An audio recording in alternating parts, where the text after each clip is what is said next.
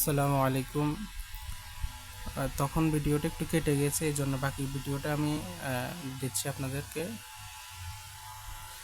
তো আমরা গয়ে মাজহুল বিনুনে সকিলা যেটা, সেটা শুধু মাজহুলের ক্ষেত্রে আমরা গয়ে মাজহুল যেটা শিখলাম সেটার ক্ষেত্রে সেটাই হবে, কিন্তু শুধু শেষে তাজদুল্লাহ নুন যুক্তে হবে।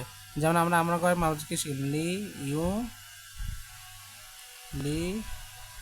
ইউ সর, এটা শিখলাম লি ইউ সর, সে যেন সাহায্য প্রাপ্ত হয়, অর্থটা এমন। কিন্তু এখন যখন আমরা অবশ্যই অর্থ তখন কী হবে, লি ইউং স রন না। দেখছেন আমি শুধু এখানে ওই নুনে সকিলের নিয়ম অনুসারে যে 5 সিগার 14টার মধ্যে 5 সিগার কী দেয়, লাম লাম কলমা জবাব দেয়, অনুসারে জবাব দিলাম, আর এখানে তাজদুল্লাহ নুন বসে দিলাম। লি ইউং সরন না, অর্থ সে যেন অবশ্যই সাহায্যপ্রাপ্ত হয়।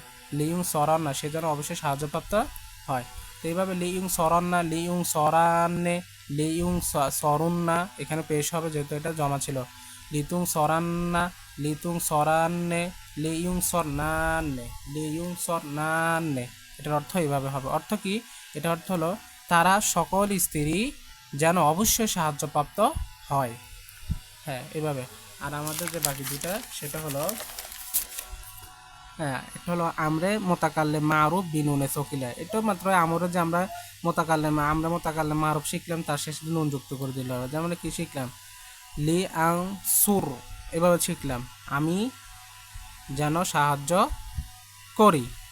হ্যাঁ, তো এখানে লি আং সুরন না, আমি যেন অবশ্যই সাহায্য করি। লিনাং সুরন না, আমরা যাতে অবশ্যই সাহায্য করি। আগের নিয়মে হবে, শুধু একটা এখানে নুন সকিলে যুক্ত করে দিব, আর তার নিয়ম অনুসারে জবর দিব অথবা আলিফ আনবো। এখানে তালিফ নাই, এই দুটোটাই জবর হবে, কারণ দুটোটা জমার ক্ষেত্রে এখানে জবর হবে। তা আমরা মোতাকালে মাহাজুল একই, লি উং সরান না, এখানে একটা আলামত মজার ফেস দিব, শেষ কোনো পুরো কর্মা জবর দিব, আর এখানে নুনে সকিলার কারণে লাম কর্মা জবর হবে। তো কী বলি, লি উং সরন না, আমি যেন অবশ্যই সাহায্যপ্রাপ্ত হই। এটি মূলত অবশ্যই অর্থ, নিশ্চয়ই তার অর্থ প্রদান করবে, এটাই সকিলে। আর লিনু সরান না, লিনুং সরান আমরা যেন অবশ্যই সাহায্যপ্রাপ্ত হই, এই অর্থ এটাই, আর এত কোনো পার্থক্য নেই। লিউং সরন না, লিনুং সরন না, আর এসে লিয়াং সুরন না আর লিনাং সুরন না। এখানে সদে ফেস হবে মারুফে, এখানে সদে জবর হবে মাজহুলে। আশা করি বুঝছেন, এইটুকু পার্থক্য। তো এইখানে আমরা আমরের সিগাগুলো শেষ করলাম। এগুলো শুধু আমরা আপনাদের শুধু বেসিক কনসেপ্ট ক্লিয়ার করলাম। আর আরেকটা হলো কি, এইগুলো প্র্যাকটিস করতে হবে। আমি তো একটা মাজদার দিয়ে, আমি হয়তো আর নাসরু মাজদার দিয়ে গঠনটা করতেছি। আপনারা আল ফাইলু, আল দরবু, আল সামিউ, আল যিহবু, এই অনেক যেগুলো রয়েছে, আর অনেক মাসাদার রয়েছে, যে মাসাদারগুলো দ্বারা এগুলো করা যায়, ওই মাসাদারগুলো দ্বারা আপনারা এগুলো প্রথমে মাজদা থেকে মাজি থেকে মোজারা থেকে এবার আমর করবেন। এবার আমর থেকে কি করবেন, আমরা হাজের থেকে, হ্যাঁ, আমরা হাজের মারুফ থেকে মাজহুল করবেন, আমরা মারুফ থেকে আমরা গয় মাজহুল করবেন।